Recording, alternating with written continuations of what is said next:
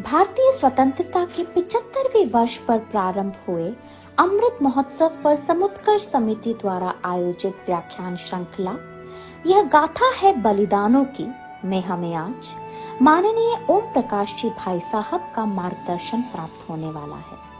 आदरणीय ओम जी भाई साहब हम सभी के सुपरिचित हैं। पूर्व में समुत्कर्ष समिति द्वारा आहूत विभिन्न व्याख्यान मालाओं में और अन्य अवसरों पर हम सभी को आपका संस्कृति परक जीवन मूल्य संवर्धक पाठ्य प्राप्त होता रहा है।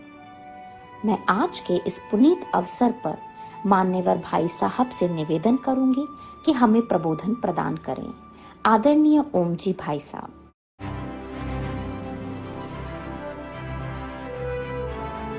वंदे मातरम कि जब वो स्कूल जाती थी तो रास्ते भर के अंदर उनके ऊपर गोबर, विष्ठा, कीचड़ फेंक करके उन्हें हतोत्साहित किया जाता था।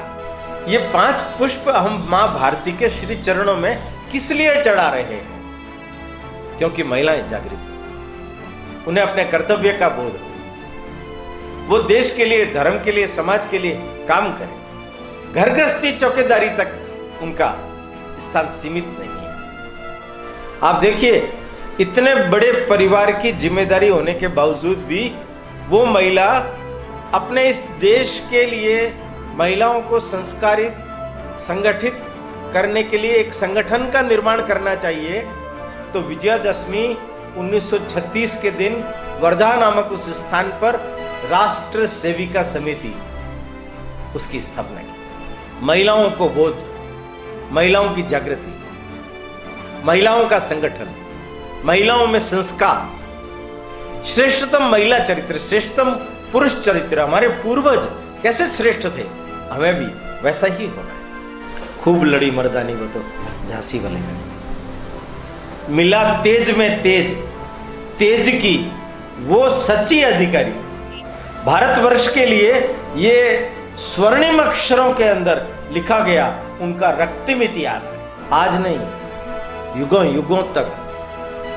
युगों तक ये भारत के सब संतानों को न केवल संस्कार देगा, न केवल शिक्षित होने के लिए खड़ा करेगा, वरन अपना संपूर्ण जीवन इस देश के लिए, भारत माता के लिए न्यौछावर कर दो। ये आवाहन भी इस जगत जननी के स्वरूप में ये मातृशक्ति का इतिहास हमें करेगा। भारत माता की जय हो।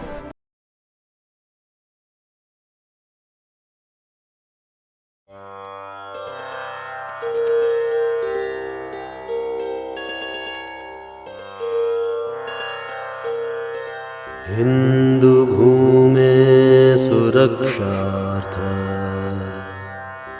केशवेन विनिर्मितम् यं संघपोषितं येन गुरुं तं प्रणमाम्यहम्।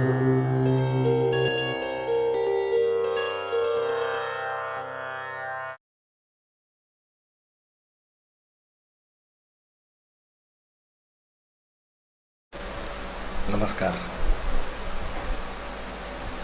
समुत्कर्ष व्याख्यान श्रृंखला ये गाथा है बलिदानों की। मैं आप सब लोगों का हार्दिक स्वागत है। मित्रों, आजादी का अमृत महोत्सव पूरे देश भर में मनाया जा रहा है। मैं समझता हूं आजादी के अमृत महोत्सव के लिए अपने इस देश की महिला शक्ति ने जो योगदान दिया है वो अतुलनीय है। कहीं प्रत्यक्ष है, कहीं परोक्ष है। पिछले 4 एपिसोड से हम सब लोग उनमें से कुछ चुनिंदा नाम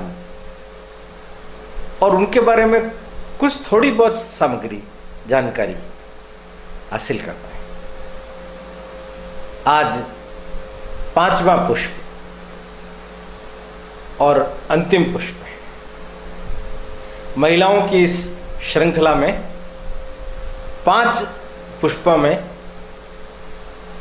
समेटने के बाद में भी अगर देखा जाए तो लगभग 70, 80, 90, 100 तक भी और महिलाएं जिन्होंने उस कालखंड के अंदर कारावास सहन की, यातनाएं सहन की, उनकी घर गृहस्थी दुनियादारी सब उजड़ गई, उसके बावजूद भी वो डटी रही, झुकी नहीं। ऐसी सारी महिलाओं के बारे में भी कभी अवसर मिला तो आपके सामने विस्तार से रखने का प्रयास किया जाएगा। आज अंतिम इस पुष्प में मैं प्रारंभ में कुछ थोड़ा सा अलग 3 छोटे छोटे नाम हैं, उनको अलग से लेना चाहता हूं। देखिए, महिला सशक्तिकरण का ताना बाना हमारे देश में भी बुना हुआ है। जगह जगह पर महिला संगठन महिलाओं के उत्थान के लिए तरह तरह का प्रयास कर रही है। मैं समझता हूं 6 मुख्य बातों पर महिलाओं को ध्यान देना चाहिए। 6। सबसे पहला है संस्कार, दूसरा है शिक्षा, तीसरा महिलाओं का स्वास्थ्य अच्छा रहना चाहिए, चौथा महिलाएं स्वावलंबी होनी चाहिए।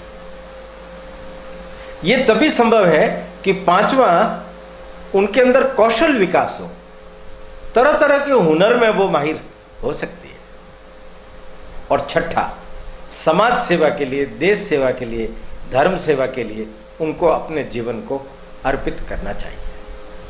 केवल परिवार तक सीमित रखना यह उनका काम नहीं है। रोजी रोटी, नौकरी, घर में घरेलू रसोई से संबंधित, भोजन से संबंधित काम, बच्चों से संबंधित काम, केवल इतना नहीं, केवल इतना नहीं। उन्हें अपनी उपेक्षा नहीं करनी है।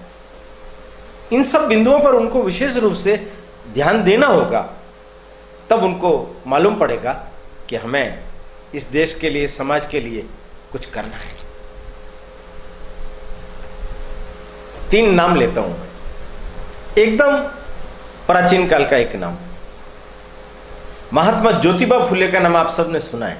उनकी धर्मपत्नी सावित्रीबा फुले, पूना, महाराष्ट्र में। मैं ये नाम इसलिए ले रहा हूं कि 1848 में जहां महिलाओं का घर से बाहर निकलना भी कठिन था, उस कालखंड के अंदर इस महिला ने अपने पति का सहयोग पाकर 1848 में पूना में पहली कन्या पाठशाला, कन्याओं के लिए पाठशाला 9 बच्चियों को लेकर के शुरू की। ये पहली महिला शिक्षिका, ये पहली महिला शिक्षिका। केवल मात्र महिलाओं में शिक्षा का प्रचार प्रसार हो उसके लिए नहीं, विधवाओं का विवाह होना चाहिए, उनका जीवन अच्छा होना चाहिए, ऊंच नीच छुआछूत का भेद समाज में से छूटना चाहिए, उसके लिए उन्होंने प्रयत्न किया। अब देखिए विरोध कैसा था कि जब वो स्कूल जाती थी तो रास्ते भर के अंदर उनके ऊपर गोबर, विष्ठा, कीचड़ फेंक करके उन्हें हतोत्साहित किया जाता था। पर इनका साहस देखिए, इनकी हिम्मत देखिए। अपने बैग में एक अतिरिक्त साड़ी लेकर के हमेशा जाती थी। वहां जाकर के वो कीचड़ से सनी हुई साड़ी को खोलकर और उस साड़ी को पहन करके अपने कर्तव्य की पूर्ति करती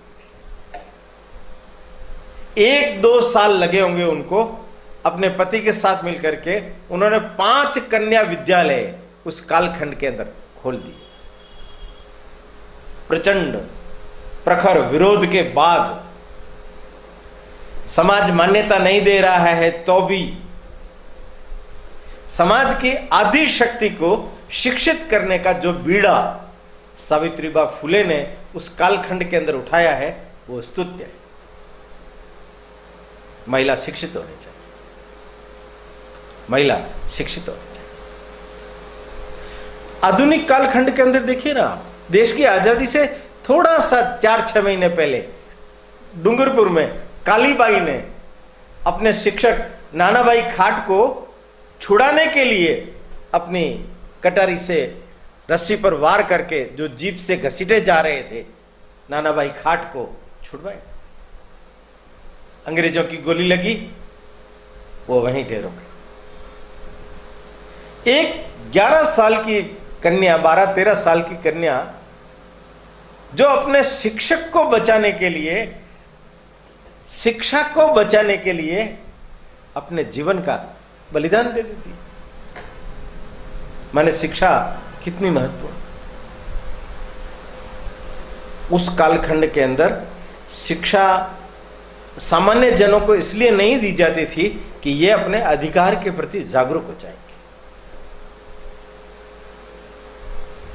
इस संदर्भ में एक बड़ा अच्छा नाम जो हम सब लोगों को जानना भी चाहिए, पढ़ना भी चाहिए,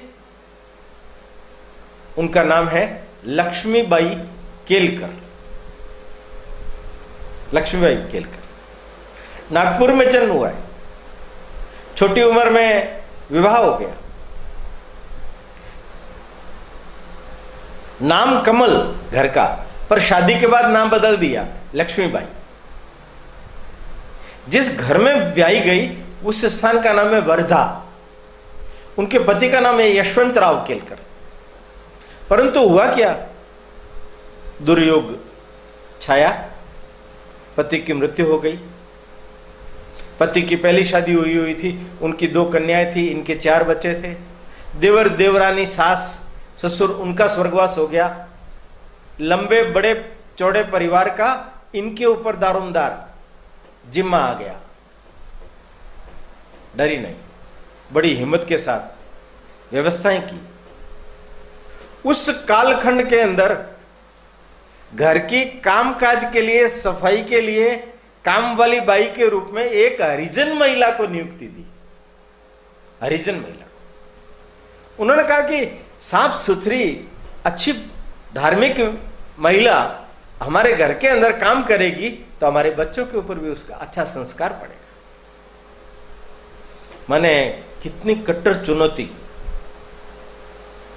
और उसका सबसे उल्लेखनीय, जो वर्षों वर्षों तक याद किया जाने वाला काम, वो ये है कि उनके जो बच्चे थे शाम के समय में इधर उधर दिखते नहीं थे। एक दिन इसने पूछा, बेटा आप लोग शाम को कहां जाते हो, खेलने जाते हो क्या मैदान पर? उन्होंने कहा, मां हम खेलने नहीं जाते, हम शाखा जाते हैं। शाखा? शाखा क्या होती है? उन्होंने बताया, हमारे यहाँ शाखा है, भगवा झंडा लगता है, बच्चे लोग खेलते हैं, फिर हमारे जो शाखा के जो प्रमुख अधिकारी होते हैं वो हमें उसका मार्गदर्शन करते हैं। तो उस समय में वहां अप्पाजी जोशी वर्धा में थे, ये उनसे मिली। उन्होंने डॉक्टर हेडगेवार, जिन्होंने राष्ट्रीय स्वयंसेवक संघ की स्थापना की, उनसे इनको मिलवाया। तो इन्होंने कहा कि केवल लड़कों के लिए शाखा, लड़कियों के लिए, महिलाओं के लिए शाखा क्यों नहीं?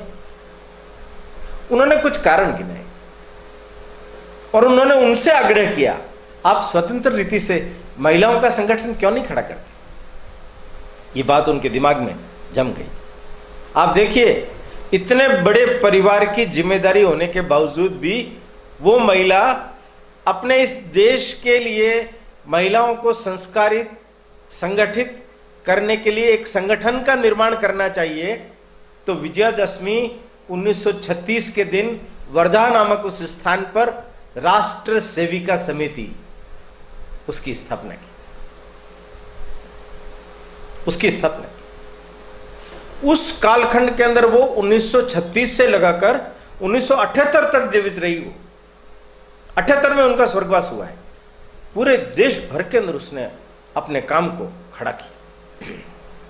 महिलाओं को बोध, महिलाओं की जागृति, महिलाओं का संगठन, महिलाओं में संस्कार, श्रेष्ठतम महिला चरित्र, श्रेष्ठतम पुरुष चरित्र। हमारे पूर्वज कैसे श्रेष्ठ थे, हमें भी वैसा ही होना है।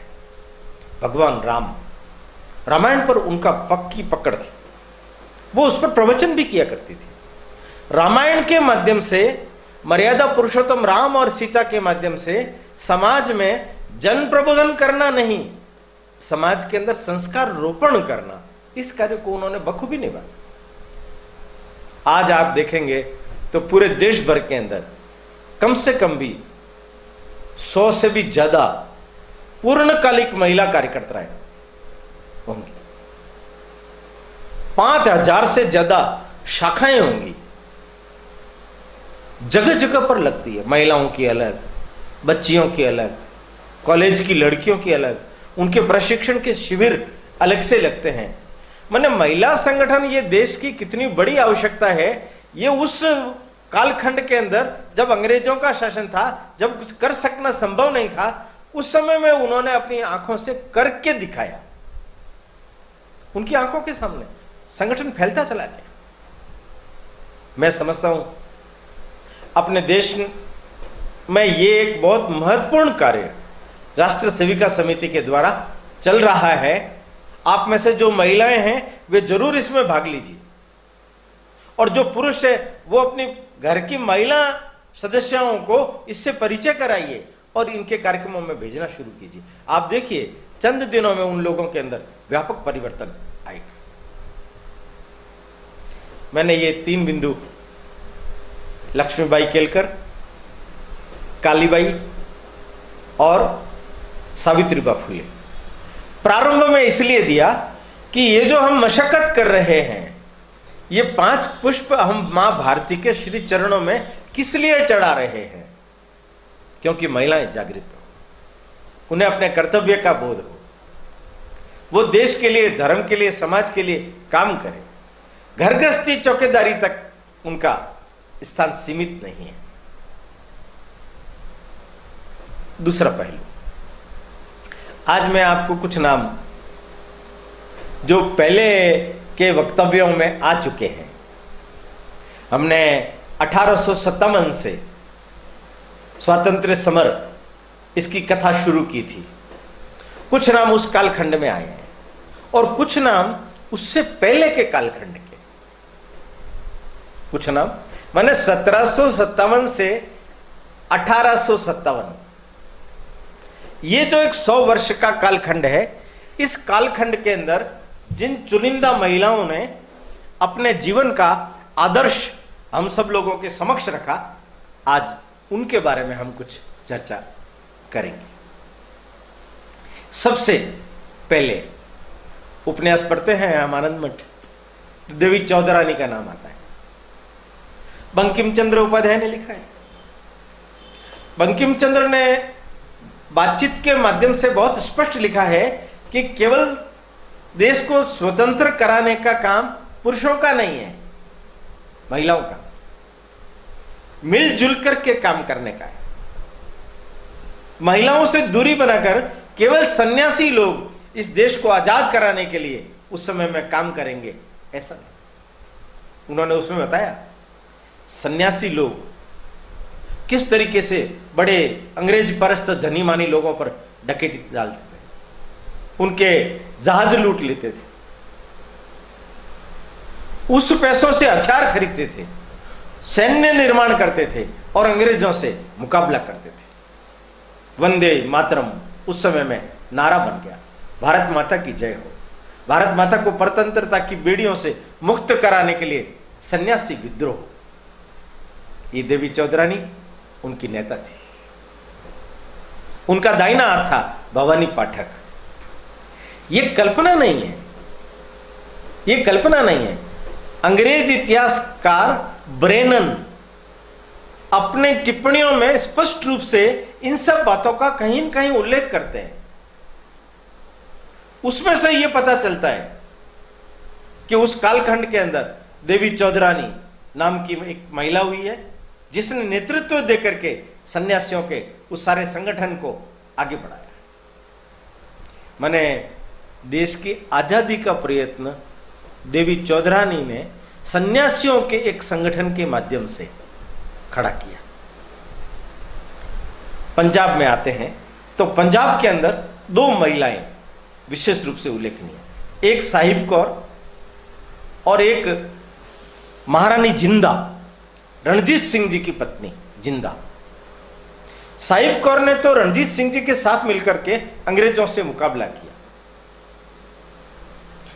वो जिस पटियाला राज्य की रहने वाली थी, उनका भाई था साहिब सिंह, वो बहुत कायर और बुजदिल था। अंग्रेजों ने उसको हटा दिया, इसने कमान संभाली और रणजीत सिंह जी की सहायता से अंग्रेजों को मुंह की। ये महारानी जिंदा बहुत दुर्दशा में इसका जीवन बीता है, पर इसने अंग्रेजों के खिलाफ अपने सेनापति, अपने प्रधानमंत्री, अपने विश्वस्त लोगों को साथ लेकर के सेना का गठन करके अंग्रेजों का ये मुकाबला करती रही। अंग्रेजों ने इनके रणजीत सिंह जी की मृत्यु के बाद 11 वर्षीय पुत्र उसको लंदन ले गए, उसका धर्मांतरण करके ईसाई बना दिया, इससे मां और बेटे को दूर कर दिया और जिंदा को जबरदस्ती निर्वासन दे दिया गया। ये कुछ समय काशी जाकर रही, फिर इसने वहां से ही झंडा विद्रोह का बुलंद किया तो इसको नेपाल जाने के लिए विवश कर दिया। रास्ते के अंदर जहर दे करके इसको मार दिया गया। बच्ची खुची रणजीत सिंह जी की सारी सेना को नेतृत्व देने का, उसको प्रेरित करने का, मातृभूमि के लिए अपना सर्वस्व न्योछावर करने का जो भाव महारानी जिंदा ने भरा, उसके कारण से वो आजादी की लौ कुछ समय तक 4-5 साल तक टिमटिमाती रही, किंतु 1940 के बाद वो लौ बुझ गई। ये जैसे मैंने देवी चौधरानी का नाम लिया है, ऐसे रानी शिरोमणि भी थी। कुछ लोग कहते हैं थी, कुछ लोग कहते हैं नहीं थी, किंतु इतिहास में कहीं कहीं वर्णन आता है कि अंग्रेजों ने इतिहास लिखते समय उसमें लिखा है दस्यु सुंदरी, माने जो डकैत लोग हैं उनकी वो लीडर थी। सन्यासी विद्रोह की तर्ज पर उसने भी सैनिक संगठन खड़ा किया, योजनाबद्ध तरीके से उसने भी डाके डाले, उन पैसों से शस्त्र इकट्ठे किए और क्रांतिकारियों के अंदर वो शस्त्र बांटे गए। जगह जगह पर अंग्रेजों का विरोध किया गया, जगह जगह पर। माने देवी चौधरानी और रानी शिरोमणि, इन दोनों ने जबरदस्त प्रतिरोध बंगाल के उस क्षेत्र के अंदर किया। हम सब लोगों ने अहिल्याबाई होलकर, उसका नाम तो सुना है। अहिल्याबाई होलकर के पोते की लड़की भीमाबाई अपने पति के घर में थी। बचपन से ही वो शस्त्र विद्या में कुशल हो गई थी। ये भीमाबाई अपने पति के घर में रहती हुई विधवा हो गई। बाद में अंग्रेजों ने इंदौर का राज्य हड़पने की कोशिश की तो इसने अपना पति का घर छोड़ करके अपने सैनिकों के साथ में वहां इंदौर आई, सेना को संगठित किया और अंग्रेजों का मुकाबला किया। अंग्रेज हतप्रभ रह गए, ये कहां से कौन प्रकट हो गई, हम तो हड़प रहे थे राज्य, ये कौन हमारा विरोध कर रही है। भीमाबाई ने एक बार हारी हुई सेना को वापस संगठित किया और दोबारा उसने अंग्रेजों के ऊपर छापामार पद्धति से युद्ध करने का निश्चय किया। अंग्रेज हतप्रभ रह गए, चकित रह गए, ये कौन है, हमें क्यों परेशान कर रही है। अंग्रेजों का धन, अस्त्र शस्त्र, घोड़े अनेक बार इन्होंने लूट लिए। तब अंग्रेजों ने गुप्तचरी जाल बिछा करके इसको घेरा। एक जगह पर ये गिर गई जंगल में। इसने अपने साथ में एक दीवान था, उसको चुपके से कहा कान में, तुम यहां से भाग जाओ अपनी सेना को लेकर के। और वो एक जो अंग्रेज सेनापति आया था उसकी ओर अपने घोड़े को लेकर के बढ़ने लगे। उन्होंने सोचा ये आत्मसमर्पण कर रही है, पर अचानक से उसने अपने घोड़े की एड़ लगाई और घोड़ा उछला और वो जो सेनापति था उसके सिर को लांग करके चला गया। ये लोग देखते ही रह गए और वो भाग गए। कहते हैं उसके बाद में भीमाबाई का कुछ भी पता नहीं चला। सुदूर दक्षिण, आज की भाषा में अगर हम बात करेंगे तो शिव गंगा विस्फोटक सामग्री, फटाके, स्याही, कागज निर्माण करने का आज बहुत बड़ा केंद्र है। वहां का एक किला था अजयगढ़। वहां बटुकनाथ करके एक बहुत बड़े राजा हुए। अंग्रेजों ने उनका राज्य हड़पने के लिए बहुत प्रयत्न किया। अंग्रेजों के दो मुख्य सेनापति बेंसोंज और ऑरेंज, वो उनके पीछे पड़ गए। उन्होंने एक डकैत था जिसका नाम था कुट्टू, उसको इनके पीछे लगा दिया। कुट्टू इन लोगों को बहुत परेशान करने लगा, राज्य में उत्पात लगाने लगा, डकैतियां डालने लगा। सूर जंगलों के अंदर रहता था। ये पकड़ने की कोशिश करते तो अंग्रेज उनको सहायता देकर के भगा देते थे। अंग्रेज पकड़ने नहीं देते थे। और एक दिन तो कुट्टू ने हद कर दी, ऐलान कर दिया कि मैं पूरे राजमहल को आप घेर लो, अच्छी तरह से सुरक्षित रख लो, तो भी मैं आधी रात के समय तुम्हारे राजमहल पर आक्रमण करके तुम्हारी मुद्रा और तुम्हारी उसकी सगाई हुई थी वेलू नाचियार, उसको लेकर के चला जाऊंगा। और एक दिन आ गया, रात के समय नकाब पहन करके दीवार पर चढ़ करके अकेला हिम्मत के साथ में महल में चला गया। रत्न जड़ित मंजूसा में से उसने वो मुद्रिका निकाल ली और वेलू के महल में चला गया और तलवार निकाल दी। पहचाना, मैं कुट्टू, मैंने कहा था ना एक दिन रात को मैं आऊंगा, और मैं आ गया हूं। और ध्यान रखना, मैं बटुकनाथ की गर्दन काट करके तुम्हारे साथ मैं विवाह करूंगा, और अभी मैं तुम्हारा अपहरण कर सकता हूं। उसने, वेलू भी होशियार थी, उसने कहा कि तुम मेरा क्या अपहरण करोगे? जब तक मेरी म्यान में तलवार है तब तक तुम मेरे हाथ भी नहीं लगा सकते।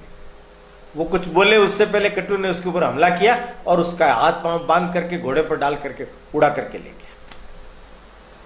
सरपट भागता जा रहा है घोड़ा। इसकी आंख खुली, देखा, और ये अट्ठास करके कहने लगा, देखा तूने, मैंने तुम्हें कहा था ना, अब मैं तुम्हें गुफा में छोड़ के आऊंगा और उस बटुकनाथ का वध करके फिर तुम्हारे साथ शादी करूंगा।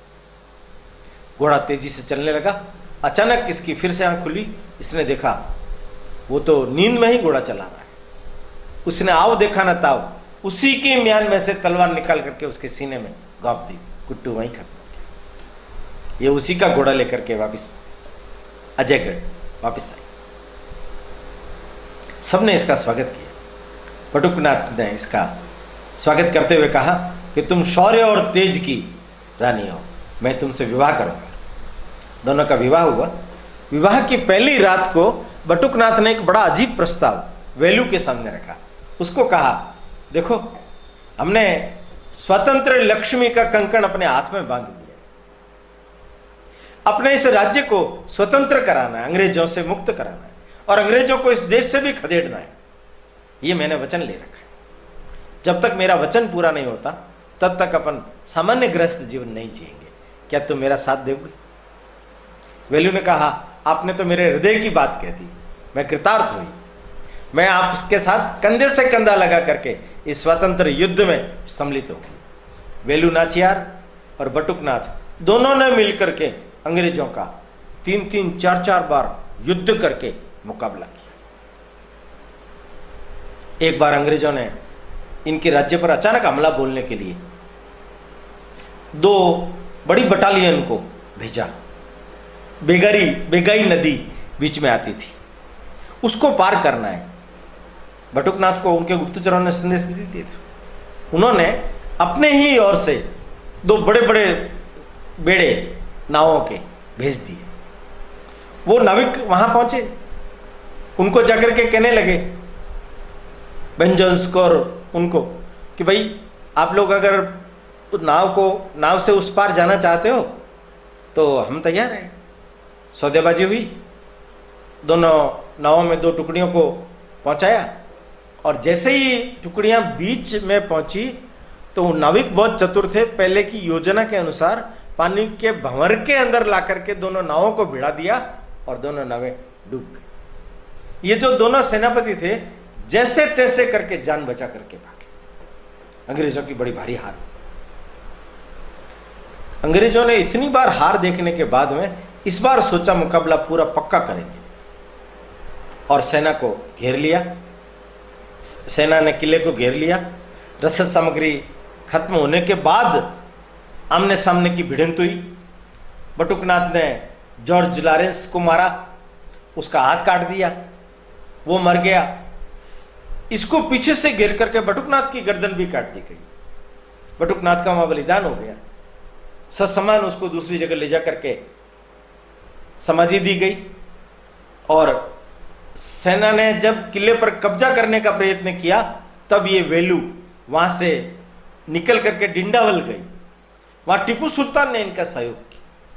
उसने अपनी टुकड़ी इनके साथ भेजी, इसको अपनी बहन माना, और जाकर के इनका जो अजयगढ़ था उसको मुक्त करवाया। अजयगढ़ मुक्त हो गया। फिर पुनरपि जब इसका राज्याभिषेक अब वेलू राजा बनेगी होने लगा तो दीवान ने जाकर के वेलू को बुलाने की चेष्टा की तो वेलू बटुकनाथ की समाधि पर सिर टिकाए हुए बैठी थी।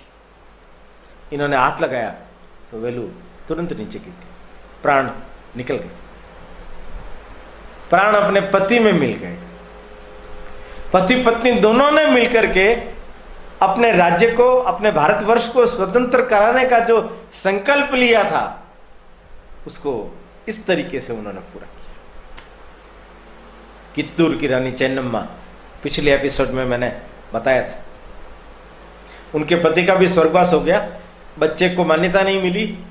अंग्रेजों की हड़पो नीति के कारण से संघर्ष हुआ। उनका सेनापति था थापा, उसको गिरफ्तार कर लिया गया, उसको मारा, और धोखे से रानी के पुत्रवधू को गिरफ्तार करके जेल में डाल दिया गया। हार नहीं मानी रानी ने। कित्तूर की रानी चेन्नम्मा ने छापामार पद्धति से अंग्रेजों के खिलाफ भयंकर युद्ध करती रही, और अंत में जेल में ही उसकी मृत्यु हुई।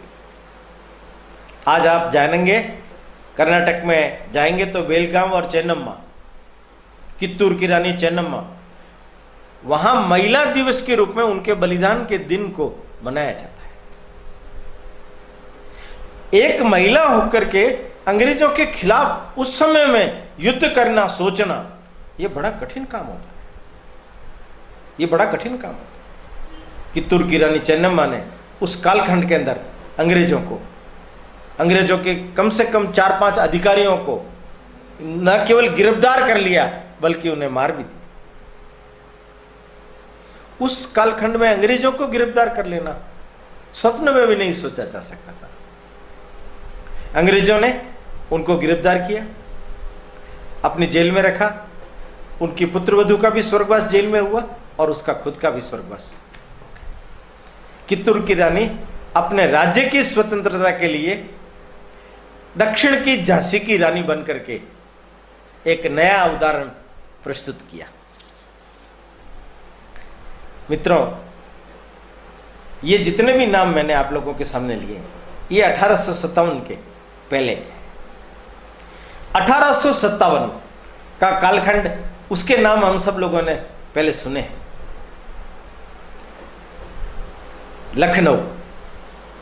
लखनऊ के नवाब थे, अवध राज्य कहलाता था, वाजिद अली शाह। उसको अंग्रेजों ने गिरफ्तार करके कोलकाता रख दिया। अहमद अली, मौलवी अहमद शाह, उन्होंने मुकाबला किया।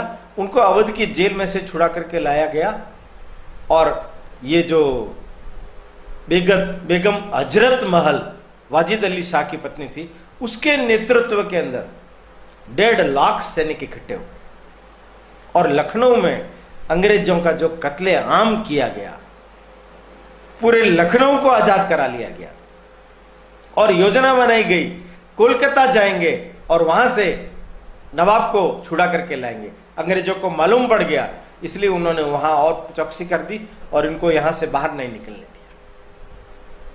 बेगम हजरत महल के नेतृत्व में लखनऊ का और लखनऊ राज्य का, अवध राज्य का, फैजाबाद का, अयोध्या का और आसपास के सारे स्थानों का अगर आप विवरण पढ़ेंगे तो आपको लगेगा कि उस समय में भारतीय जनता के अंदर न मालूम कौन सा स्वातंत्र्य समर का शेर पैदा हो गया।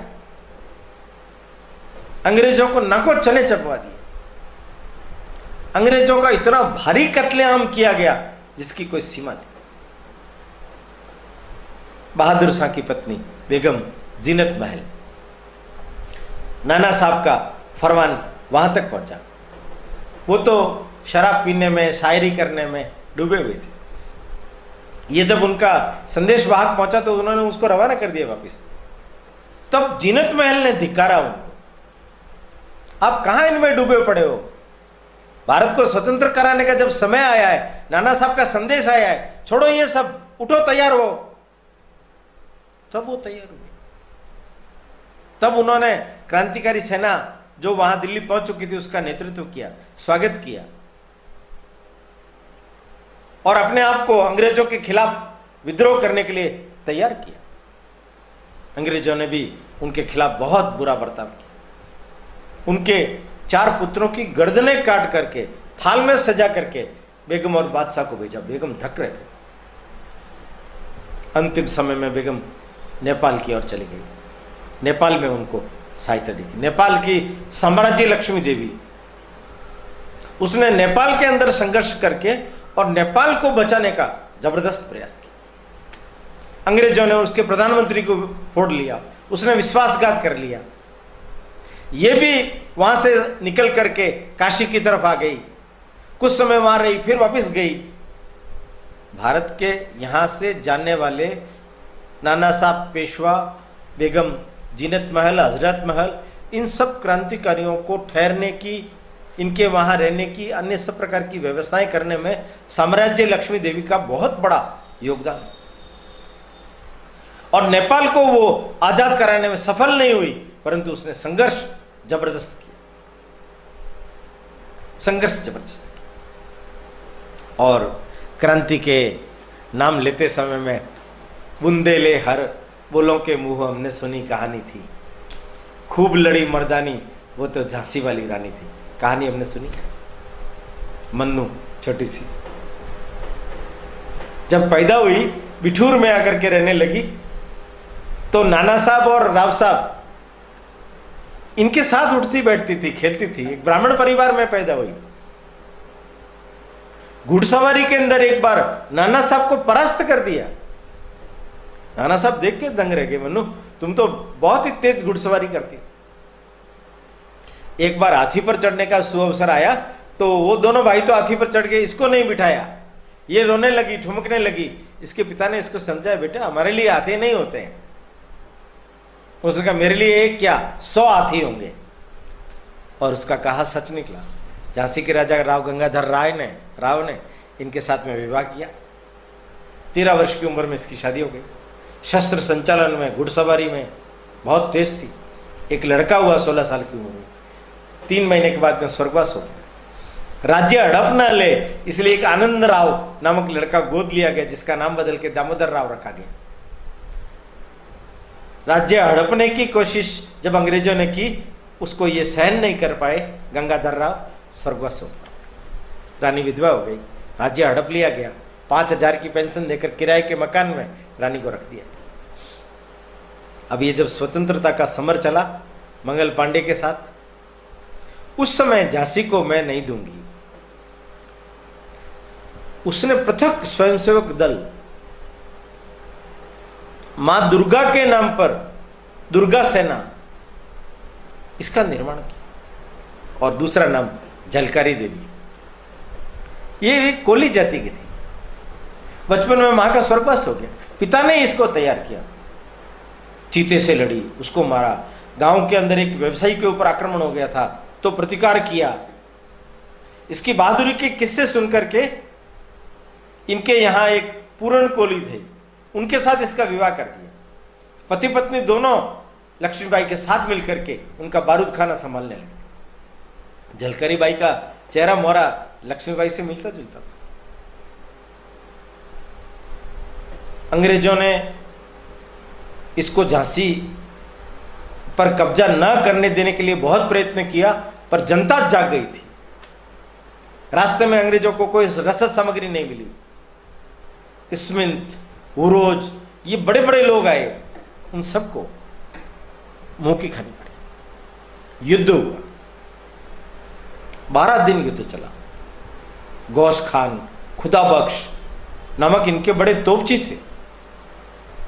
एक बड़ा सैन्य अधिकारी जब आया तो सेना का जो दरवाजा था फोड़ दो, उससे पहले खुल गया, अंदर घुसने लगा तो इसके एक अंगरक्षक ने गोली मार करके उस अंग्रेज अधिकारी को उड़ा दिया। अंग्रेजों को इन 12 दिनों में बहुत भारी तरह से नुकसान उठाना पड़ा, पर उनके पास सेना अधिक थी, इनके पास कम थी। तब रानी को वहां से भागना पड़ा। तो रानी के रूप में झलकारी बाई ने युद्ध करते हुए अपना बलिदान 4 अप्रैल के दिन दिया, और रानी वहां से भाग करके 102 मील कालपी में जाकर के तात्या टोपे से मिली। तात्या टोपे ने कालपी को आजाद किया। उन्होंने मिलकर के आगे जाके नाना साहब के साथ मिलकर के ग्वालियर को आजाद किया, पर इन लोगों ने पीछा नहीं छोड़ा। हर जगह पर विश्वासघात तो होता ही है, और वहां इनके साथ विश्वासघात हुआ। इसके हाथ में सेना की कमान सौंपी नहीं गई तो भी ये युद्ध करती रही, और युद्ध करते करते इसकी टुकड़ी आगे की तरफ निकल गई। अब इसको लगा कि मुझे गिरफ्तार किया जाएगा, तो ये अपनी टुकड़ी के साथ में आगे निकल गई। स्मिथ ने पीछा किया। स्मिथ ने पीछे से इनकी सहयोगिनी अंगरक्षिका मुंदर सहेली थी, उसके ऊपर वार किया। मुंदर ने चीख निकाली, इसने पीछे देखा तो उसी अंग्रेज के सिर के ऊपर तलवार का वार करके उसको वहीं ढेर कर दिया। पीछे से इसको घेर करके इसके भी सिर के ऊपर वार किया गया, आंख निकल गई। इसने काशीबाई को, रामचंद्र राव को पहले ही कह दिया था, मेरा हाथ पवित्र हाथों से ही इसका दाह संस्कार होना चाहिए, अंग्रेजों के हाथ में मेरा शरीर नहीं पड़ना चाहिए। पास में बाबा गंगादास की कुटिया थी, वहां लेकर के गए। दामोदर राव को निकाल लिया गया, उसको सुरक्षित ले जाया गया, और रानी का वहां उस कुटिया में गंगा जल पिला करके दाह संस्कार कर दिया गया। काशीबाई और रामचंद्र राव ने उनको लेकर के 18 जून 1858। खूब लड़ी मर्दानी वो तो झांसी वाले रंग थी। मिला तेज में तेज, तेज की वो सच्ची अधिकारी थी। अग्नि में वो प्रज्वलित हो गई, उसमें मिल गई, उसका नाम अमर हो गया। 23 साल की छोटी सी उम्र के अंदर महारानी लक्ष्मीबाई चली गई, झलकारी बाई चली गई। ये उस कालखंड के बहुत बड़े नाम हैं। उस कालखंड में तपस्विनी देवी, सुनंदा नाम था, पर तपस्या करके उसने पूरे देश भर में, पहले मध्य प्रदेश में, फिर बंगाल में जाकर के पाठशाला खोली, वहां सैनिक प्रशिक्षण केंद्र खोला, शस्त्र निर्माण का केंद्र खोला। अपने बड़े लंबे जीवन में कभी भी वो अंग्रेजों के हाथ में नहीं आई, पर क्रांतिकारी गतिविधियों के अंदर उसने अपने जीवन को ऐसा खपाया कि अंग्रेज उसको पकड़ न सके। तपस्विनी देवी महारानी थी, बाल विधवा हो गई थी, और एक बड़ा अजीब नाम अजीजन बाई, वो नर्तकी थी, वेश्या थी। देश की इस पुकार को सुनकर के उसने अपने उस धंधे को बंद कर दिया, और घोड़े पर बैठ करके, तलवार लेकर के, औषधियां लेकर के, पानी लेकर के, खाने की सामग्री लेकर के वो कानपुर के अंदर सड़कों पर इधर उधर भागती हुई दिखाई देती। क्रांतिकारियों को सहयोग करने में उसकी बहुत बड़ी भूमिका रही। नाना साहब ने बीबी जान का बंगला था, उसके अंदर 136 अंग्रेज महिलाओं को और बच्चों को रख दिया था, और कहा था कि इनको मारना मत, और वो चले गए थे बिठूर। पर अजीजन बाई ने कहा, ये अंग्रेजों की औलाद है, इनको जिंदा रखना कोई अच्छा काम नहीं है। क्रांतिकारियों को उकसाया, क्रांतिकारियों ने उसमें आग लगा दी। अंग्रेजों को मालूम था कि इसके पीछे अजीजन बाई का हाथ है। उन्होंने जैसे तैसे करके अजीजन बाई को पकड़ा, और राज उगलवाने का प्रयास किया, ये कुछ भी नहीं। और इसको क्या सजा मिलनी चाहिए? गोली मार दो। अजीजन भाई को सरेआम गोली मार दी गई। उसने कहा मैं मरने से नहीं डरती हूं, पर तुम लोगों को मैंने मार मार करके जो मैंने मेरी मातृभूमि का कर्तव्य निभाया है, उसके लिए मेरे मन में गर्व है। नाना साहब की बेटी मैना बाद में घिर गई, अंग्रेज थॉमस वगैरह उन्होंने उसको पकड़ लिया, राज उगलवाने के प्रयत्न किए। 10-11 साल की लड़की, वो कुछ भी नहीं बोल रही, उसको भूखा प्यासा पेड़ के बांध दिया गया, टस से मस नहीं हो रही। वो चारों तरफ लकड़ियां लगा करके, आग जला करके उसको डराने धमकाने का प्रयत्न किया, वो नहीं मारे। उसने कहा आप भले मुझे कैसे भी करके मार दो, मैं मातृभूमि के साथ विश्वासघात नहीं कर सकता। अंततोगत्वा उसको जिंदा जला दिया गया, जिंदा जला दिया। मित्रों, नाम बहुत है, जितने नामों पर चर्चा की जाएगी उतने ही कम हो। प्रश्न न हिंदू का है न मुसलमान का, प्रश्न है भारत माता का। अपने हृदय में उसकी जागृत प्रतिमा को लेकर के वो गुलाम नहीं होनी चाहिए। अंग्रेजों का शासन खत्म होना चाहिए, हम आजाद होने चाहिए, हमें स्वतंत्रता और स्वराज्य प्राप्त होना चाहिए। इसी एक भाव को इन सब लोगों ने अपने अंतःकरण के अंदर बसा करके अपने जीवन की बाजी लगाई।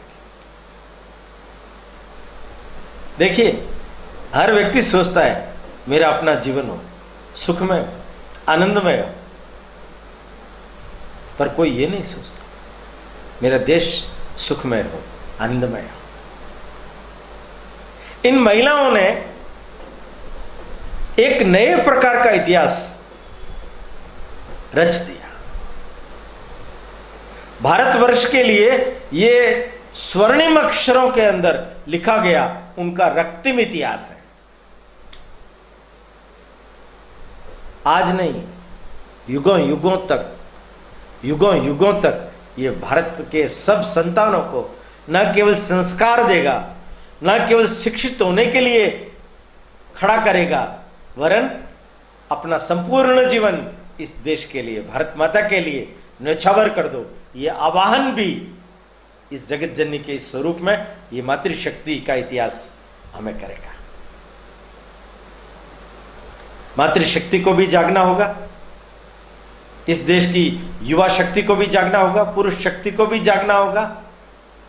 और जागरण का ये कार्य केवल और केवल इस देश के पुनर्निर्माण तक, पुनर्निर्माण बाकी है, आजादी अभी अधूरी है। आजाद तो हो गए, अंग्रेजों से तो मुक्त हो गए, पर स्वतंत्रता हमें प्राप्त नहीं हुई। जिस श्रेष्ठतम हिंदू संस्कृति के हम पुजारी हैं, जिस श्रेष्ठतम जीवन मूल्यों को लेकर के हमारे यहां अमूल्य वांग्मय भरा पड़ा है, उसके आधार पर हम संपूर्ण विश्व को एक श्रेष्ठता का, शांति का, समन्वय का, सहयोग का संस्कार देने के लिए तत्पर। हम जन्मजात शिक्षक हैं, जगाने का हमारा काम है। इन महिलाओं ने जो एक अद्भुत कथाक्रम, इतिहास, घटनाक्रम हमारे समक्ष रच दिया है, आओ हम सब अपनी भावपूर्ण श्रद्धांजलि अर्पित करें। पांचों पुष्प इन मातृशक्ति को प्रणाम करते हुए उनके श्री चरणों में हम समर्पित करें, जिन्होंने मां भारती को परतंत्रता की गुलामी की बेड़ियों से मुक्त कराने के लिए अपने आप को उत्सर्ग कर दिया। और उनके लिए भी प्रणाम जो अनाम उत्सर्ग हो गए, जिनके नाम तो है, जिनके काम तो है, जिनके प्रयत्नों के द्वारा ही हम आजाद हुए हैं, उनको भी हम सब लोग अपनी सादर श्रद्धांजलि अर्पित करें। प्रणाम। समुद्रकर समिति से जुड़ी सभी जानकारियां प्राप्त करने के लिए हमारे YouTube चैनल समुत्कर्ष समिति को अवश्य सब्सक्राइब करें। आप सभी का समुत्कर्ष समिति के प्रति यही स्नेह और आत्मीय भाव बना रहे। धन्यवाद।